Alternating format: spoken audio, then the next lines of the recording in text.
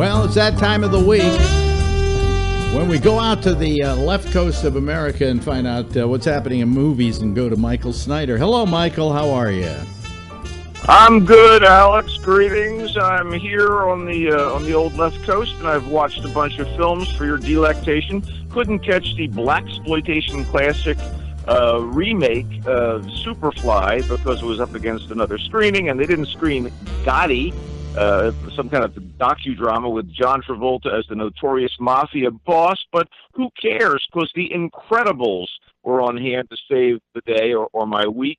Pixar's 2004 animated feature, The Incredibles, not only my favorite Pixar movie, still the best Fantastic Four film made to date. I know, not really the Fantastic Four, but it's about a family of superheroes, and it really charmed the hell out of me. And the sequel still has that 60s James Bond high-tech spy movie vibe mixed into its superhero versus supervillain saga. In fact, despite being 14 years in the making, Incredibles 2 picks up right where the first movie left off, with the superpowered Parr family, Mr. Incredible, Elastigirl, Violet, Dash, and Baby Jack Jack, facing off against the menace of the Underminer.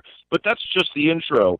And when the fiend is stopped from robbing a bank, they've left such destruction in the wake that the group find themselves in the same situation as the first movie, facing a ban on superheroes.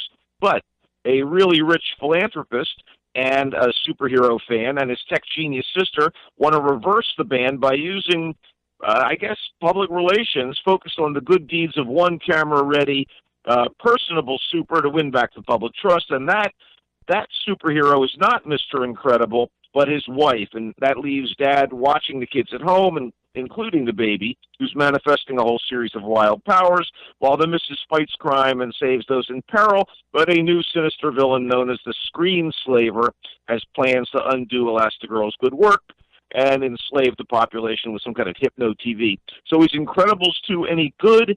Indeed it is. Happily, the new installment was written and directed by Brad Bird, who made the first movie and also was the man behind one of my other favorite Pixar films, Ratatouille, and a film I consider to be one of the all-time greatest animated movies, The Iron Giant. It's not as fantastic, pardon the expression, as The Incredibles, but the sequel is kinetic, inventive, gorgeous to look at, funny, and heartfelt. Much credit to the animators, and major kudos to Craig T. Nelson as Mr. Incredible, and especially Holly Hunter as Elastigirl. Her emotive voice work is a marvel. In fact, in the first film, she is so on point that there's a sequence in a plane that is heartbreaking and exciting and heart-in-your-mouth stuff. Yeah, good work. Incredibles 2.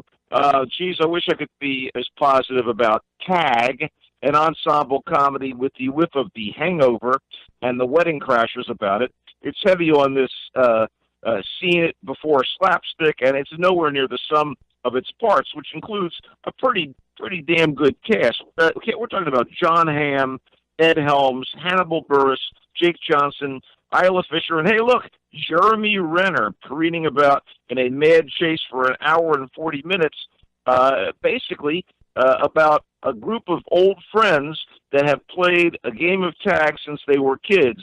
In fact, it's based on a genuine news story about a group of middle-agers who are still playing a game of tag for a specified time each year. But that doesn't stop screenwriters from taking the easy route with gags and also grafting sentiment onto the back end of this thing. It's diverting entertainment, maybe. It has a few moments, but mostly it's filled with contrivances and a wrap-up meant to tug at the old heartstrings after watching these grown men pummel each other in the name of a game of tag. Yeah, I don't know. It really starts to get a little stale and mean-spirited after a while. Directed by Jeff Tomzik, who is a veteran of television. A couple of guys cranked this out. I won't point the finger at the screenwriters. I was not impressed with Tag. Hearts Beat Loud is offhand feel-good charm with a load of indie music. After a failed career as a musician, Frank, a middle-aged widower, is half-heartedly running a funky cash-poor record store in Brooklyn's Red Hook neighborhood, that hipster paradise, and it's shot in loving fashion on location for sure. More significantly, Frank is resting on his laurels, such as they are, and raising his bright and dedicated daughter, Sam, who's prepping to go to college in L.A. with the intent of pursuing a career in medicine. But the girl is actually a talented songwriter and singer like her late mom, and father and daughter inadvertently create a one-off hit on Spotify while screwing around in their home studio. And considering the father's thwarted dream of stardom, it's kind of inevitable that he'll ask the daughter to give music a try and postpone her academic pursuits. Great cast here. Nick Offerman is tremendous as Frank. So is Kiersey Clemens as Sam. Plus, you get Toni Collette as Frank's landlady at the record store and flirting partner. Blythe Danner as Frank's sweet, and let's be kind to your absent-minded mother.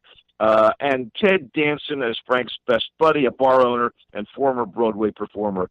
Hearts beat loud, doesn't break new ground, but its sincerity and these winning performances from Offerman and Clemens, including songs together, make it well worth a watch. And we'll wrap up with a documentary that was a tearjerker in a way, the Mr. Rogers documentary, Won't You Be My Neighbor? That's right, the life and times of beloved children's TV show host Fred Rogers, examined by Morgan Neville, the director of the Oscar-winning documentary 20 Feet from Stardom, and using interviews and archival material, including excerpts from Rogers' extensive career's worth of broadcasts.